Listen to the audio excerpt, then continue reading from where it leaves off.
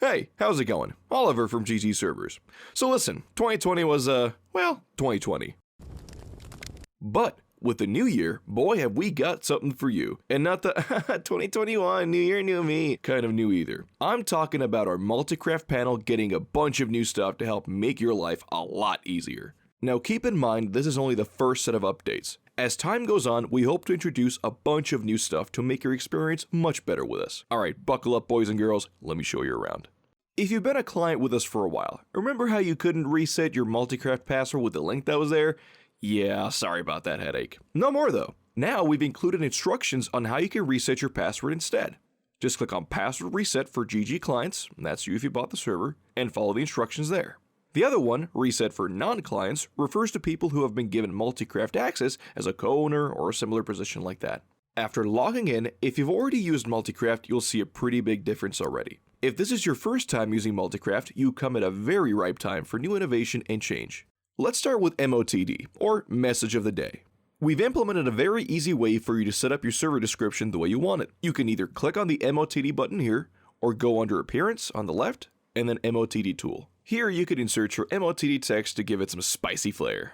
We've even put in a color generator for you, which you can access by clicking here. Quick note before we move on. When putting in text, if you want it to be bold or underlined, make sure you put in that first and then the color. Otherwise you may confuse the generator. Once you're done, just copy the text and paste it into the box. Bam bam boom, we've got red, white, and blue. Though the blue is kind of a sore in the eyes, not the point. You can customize it however you like. Moving on to the server icon. You can press the green icon button here or go under Appearance on the left and Server Icon. Nothing very complicated here, just make sure you stick to these three notes here. Firstly, have your icon 64 by 64 in size. By the way, if you're on PC, you can check the dimensions by choosing a random image on your computer, right-clicking, going under Properties and then Details, and it'll tell you the dimensions right here. To change the dimensions, you gotta use something like Paint or GIMP, or if you want to be a truly classy gentleman, Photoshop. Second, your icon has to have a PNG extension. The way you can check if it does is by right-clicking on the image on your computer, going under Properties, and you can see what type of file it is here. To change this, you should open it in a photo editing program and save the image as a PNG. And finally, the third point, make sure it's not bigger than a megabyte. While a PNG extension usually is the largest, most commonly used still image extension, you definitely can have it be that size by potentially reducing its resolution. An easily accessible option of Photoshop, not sure about other programs. But I believe in you. Now for what I consider to be the most helpful tool that we've implemented to figure out server issues. This isn't just helpful to you as a server owner, but also to us who work here.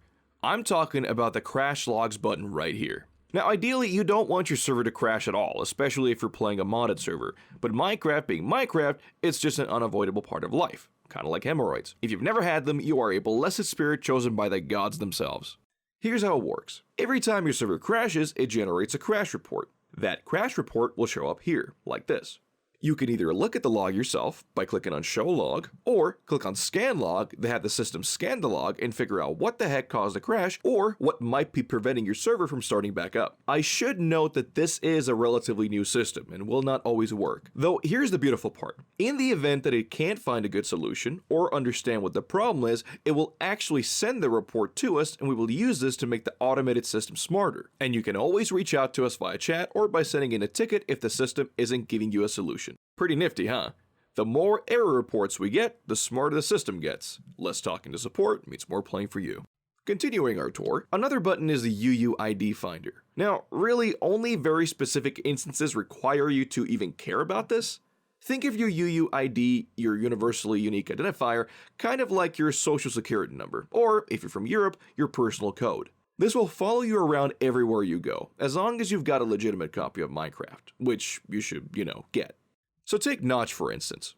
You just type in Notch here in the MC username box, and boom, you've got his details to do whatever you gotta do, like ban him or whitelist him. Speaking of whitelisting, the whitelist editor. From here you can turn it on or off. Just for context, a whitelist is a list of players who are allowed to play on your server.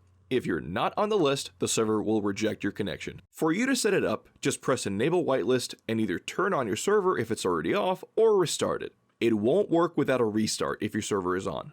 After that, remember how we talked about the UUID a second ago? You'll need that to whitelist someone. Punch in the person's username and either their username ID or raw UUID and you're all set.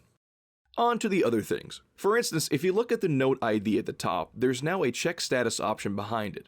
If you click on it, it won't automatically direct you to the node that you're on, so take note of your node ID. Once you're on the new page, type in the number here and press enter or the magnifying glass. This menu will show you the uptime and other information about the node that you're on, like its CPU usage, RAM usage, disk usage, etc. As a side note, it's also useful to include your node IDs and tickets that you create. We've also added a little upgrade button down here, so you can get linked directly to the tutorial on how to upgrade your service. You should check out the video, made by me, just a quick flex, for in-depth information about upgrading or downgrading.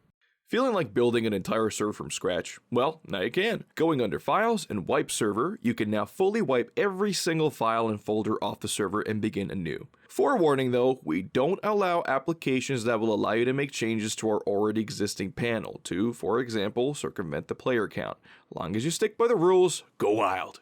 If you look to your left, under Tools and My DIN Map, you'll see My DIN Map. If you've never heard of it, it's a plugin or mod which is essentially like Google Maps but for Minecraft. If you've ever wanted an easy way to have DIN maps set up, you're in the right place. We've got an automated system to do it for you. We've also created an experimental system that can try to install it for you if you don't have it in your mods or plugins folder already.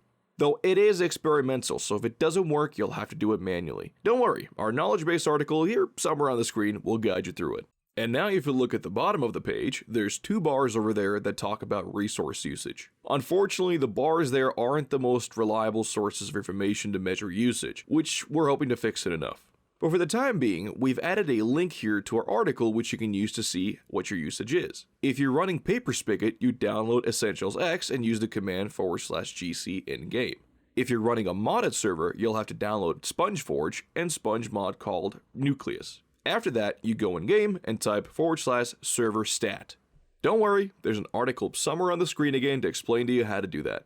And that's it. Visit us at GGServers.com right now to get 50% off your first month, making our cheapest option $1.50 all throughout January. And be sure to join our community Discord at discord.gg/GGServers for giveaways, advertising your server, and getting help from some guy called Solar Bama and his many elf friends.